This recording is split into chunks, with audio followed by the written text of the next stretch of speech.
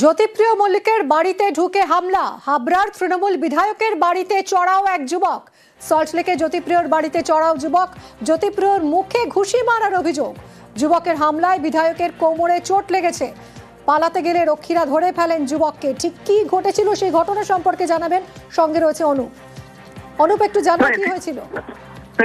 SIR নিয়ে meeting করার পরবর্তী ক্ষেত্রে জ্যোতিপ্রিয় মল্লিক যখন বাড়িতে ফেরেন এবং সেই সময় সল্টলেক বিসি ব্লকে 244তম যে বাড়ি, সেই বাড়িতে যখন তিনি ঢোকেন, গেট থেকে কিন্তু আচমকা পিছন দিক থেকে অভিষেক দাস আপন তিনি কিন্তু জোর করে একেবারে গেটের মধ্যে ঢুকে পড়ে এবং বিধায়ক অর্থাৎ জ্যোতিপ্রিয় মল্লিক তাকে কিন্তু একেবারে পিছন দিক থেকে মুখে ঘুষি মারে। এরপরেই বিধায়ক পড়ে যান, কোমরে চোট লাগে।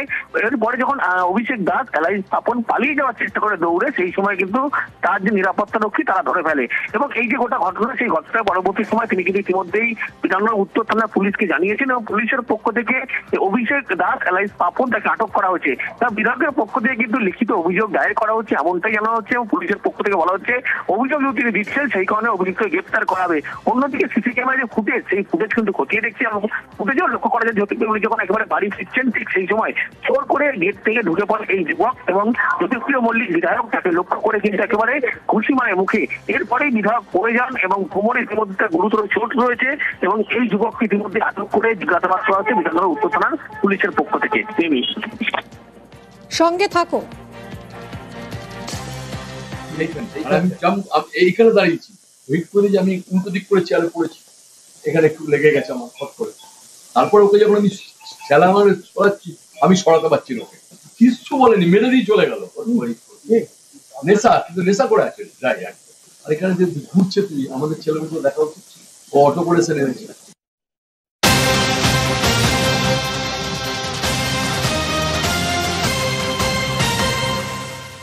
জ্যোতিপ্রিয় মল্লিকের বাড়িতে ঢুকে হামলার অভিযোগে গ্রেফতার হয়েছে যুবক। এই যুবককে আটক করেছে বিধাননগর নর্থ থানার পুলিশ। ধৃত অভিষেক দাস হাবড়ার জয়গাছির বাসিন্দা।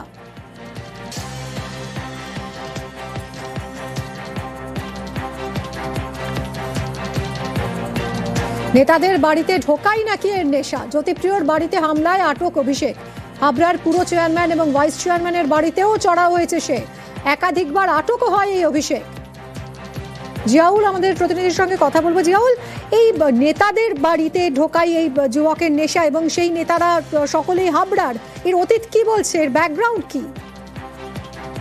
দেখো, একেবারে সল্টলেকে জ্যোতিপ্রিয় মল্লিকের বাড়িতে অর্থাৎ গিয়ে সেখানে জ্যোতিপ্রিয় মল্লিকের উপরে হামলার অভিযোগে অর্থাৎ এই হাবড়ার জয়গাছি এলাকার বাসিন্দা পাপাই দাস ওরফে বুদ্ধ পাপাই, ফলে একাধিক নামে কিন্তু তার পরিচিতি এবং দেখা যাচ্ছে যেটা পুলিশ সূত্রে যেমনটি খবর, যে এই পাপাই একাধিকবার কিন্তু একাধিক রাজনৈতিক নেতাদের বাড়িতে গেছেন এবং আচমকাই ঢুকেছেন এবং ঢুকে গিয়ে সেখানে বিভিন্ন সময় বেশ কিছুক্ষণ বসেছিলেন এবং সেখানে বসে আড্ডা মেরেছেন এবং পরবর্তীকালে কিছু অল্প কিছু সেখান থেকে পয়সা করে নিয়েও কিন্তু চলে এসছে এবং একাধিকবার কিন্তু রাজনৈতিক নেতাদের বাড়িতে যাওয়ার সুবাদে পুলিশের কাছে অভিযোগ হয়। হামলা চালায়, একাধিক নেতার বাড়িতে হামলা চালিয়েছে, কি কারণে, কি উদ্দেশ্য থাকে? দেখো, উদ্দেশ্য সেটা কিন্তু স্পষ্ট নয়, কিন্তু একাধিকবার গেছেন, একাধিকবার কিন্তু হাবড়া থানার পুলিশের হাতে আটকও হচ্ছেন। কিন্তু এটাও জানা যাচ্ছে এফসিআই গোডাউনের মালিক বাবা অর্থাৎ প্রভাবশালী এবং প্রতিপত্ত আছে, ফলে এমন পরিবারের ছেলে এবং বছর পাঁচেক ধরে তার কিছুটা হলে মানসিক ভারসাম্যহীন, এমনটাও জানা যাচ্ছে এলাকা থেকে। পরে পুলিশ সূত্রে এমনটি খবর করে একাধিকবার আটক হয়েছে, তারপরেও কিন্তু আবার নতুন করে এই জ্যোতিপ্রিয় মল্লিকের বাড়িতে গেছে। ফলে জ্যোতিপ্রিয় মল্লিক যখন হাবড়ায় আসে তখনও কিন্তু একাধিকবার জ্যোতিপ্রিয় মল্লিকের সঙ্গে দেখা করার চেষ্টাও করেছেন। বলে আজকে সরাসরি তার বাড়িতে যায় এবং সেখান থেকে গিয়ে জ্যোতিপ্রিয় মল্লিকের উপরে হামলা করে। ফলে ইতিমধ্যে কিন্তু আটক করেছে। কিন্তু তার পরিবার যেমনটি জানাচ্ছেন যে আজকে কিন্তু সে বাড়িতেই ছিল সকালের দিকে এবং বেশ সকালের দিকে যে বাড়ি থেকে বেরোনোর সময় বলেন যে তার একটা কাজ আছে, কিন্তু কোথায় যাবে তেমনটি না বলে সরাসরি এই জ্যোতিপ্রিয় মল্লিকের বাড়ি কাণ্ড ঘটায় অবশেষে আটক হয়েছে, পুলিশ তাকে আটক করেছে। অনেক ধন্যবাদ।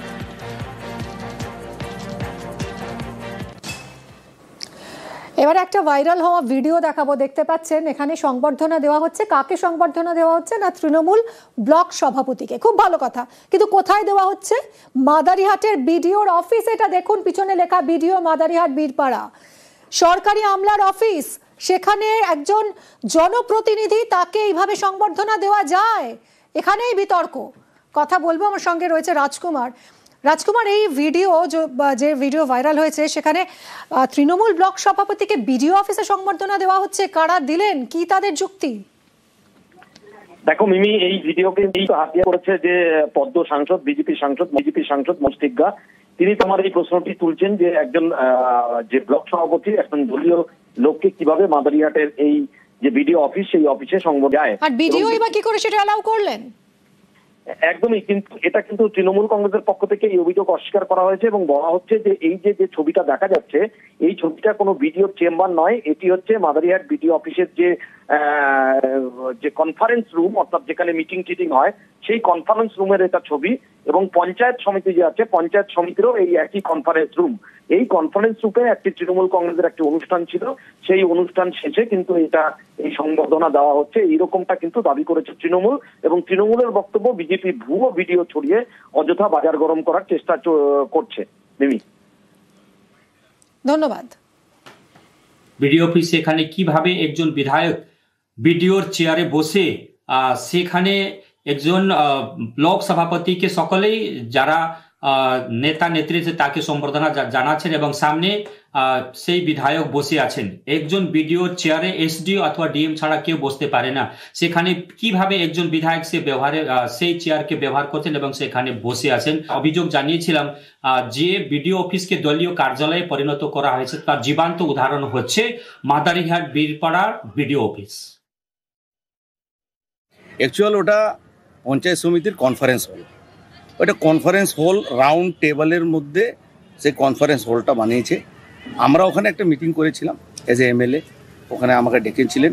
ওই মিটিংয়ের মধ্যে এত লোক হয়ে গেছিল যে ওই চেয়ার বসাবসি নিয়ে, মানে একটু বেশি লোকের জন্য যেটা হয়, কিন্তু বিডিও সাহেবের চেয়ারটা সাইড করে দেওয়া হয়েছিল। এটা চেম্বার না এবং বিডিও সাহেবের চেয়ারও না, এটা হলো কনফারেন্স হল।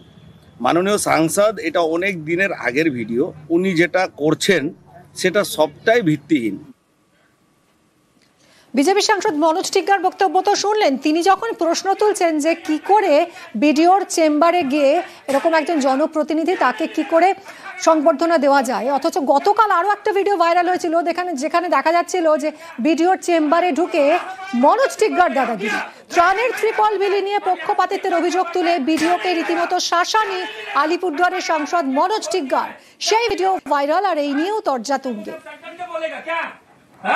तमाशा पड़ा यहाँ पर, तमाशा पार्टी करने यहाँ पर कि वीडियोगिरी करना है तो वीडियोगिरी करो, पार्टी करना है तो टीएमसी का झंडा लेके घूमो, टीएमसी का झंडा लेके घूमो।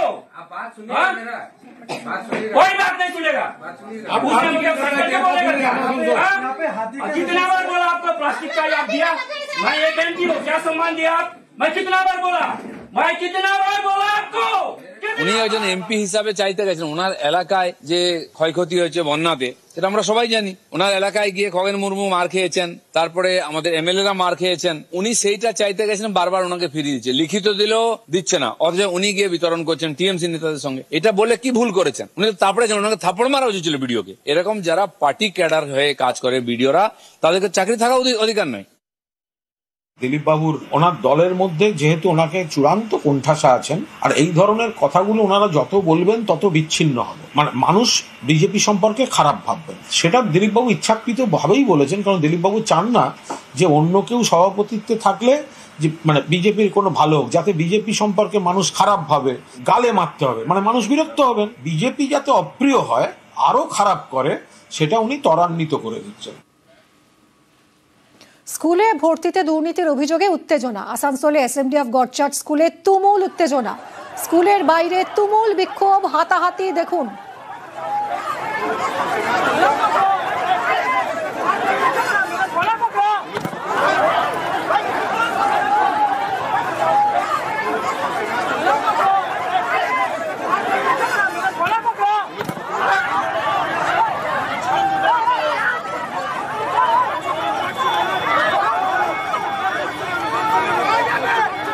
আসানসোলে এসএমডি অফ গডচার্চ স্কুলে ভর্তি নিয়ে দুর্নীতির অভিযোগ তুলে স্কুলেরই প্রশাসনিক দুই গোষ্ঠীর মধ্যে স্কুলের বাইরে তুমুল বিক্ষোভ হয়, হাতাহাতি হয়।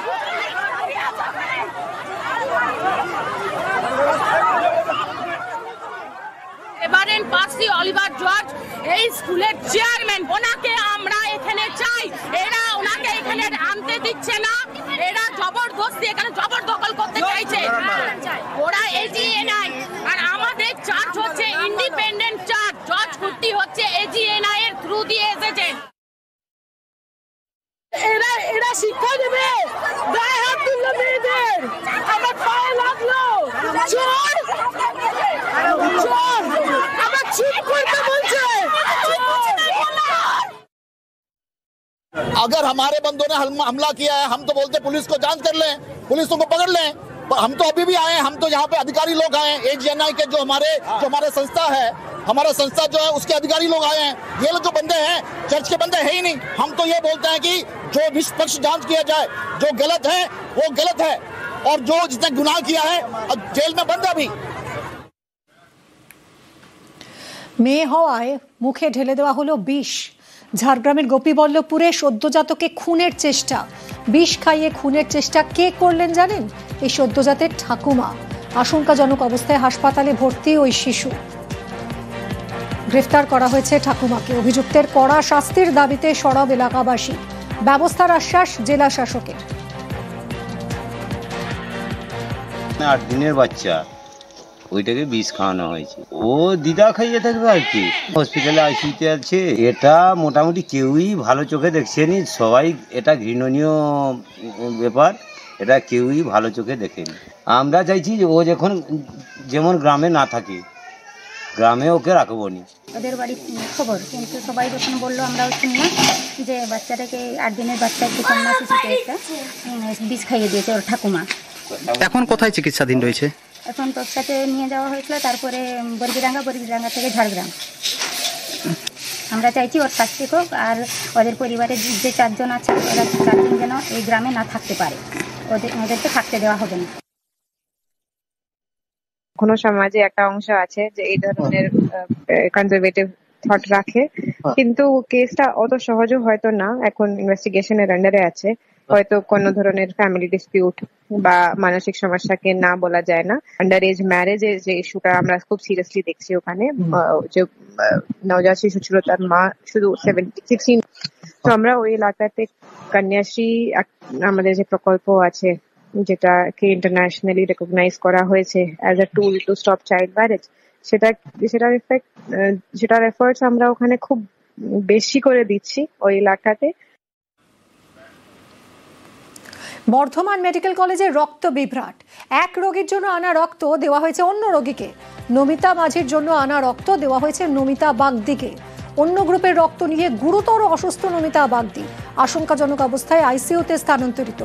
চাঞ্চল্যকর অভিযোগ বর্ধমান মেডিকেলে। হাসপাতালের বিরুদ্ধে গাফিলতির অভিযোগে ক্ষোভ।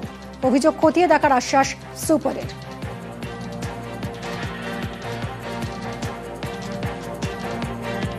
বর্ধমান মেডিকেল কলেজ হসপিটালে ভর্তি করেছিলাম। তা মায়ের রক্তের প্রয়োজন, তা সিস্টাররা 2টো শিশিতে রক্ত দিয়েছিল ব্লাড ব্যাংকে জমা দিতে। ওখানে জমা দিয়েছিলাম, দিয়ে জমা দেওয়ার পর ওখান থেকে ব্লাড দিয়েছিল। এই জমাটা এসে সিস্টারদেরকে জমা দিই। আমাদের রুগীকে দেয়নি, অন্য একটা রুগীকে পুশ করেছে, এইটুকু আমি জানি।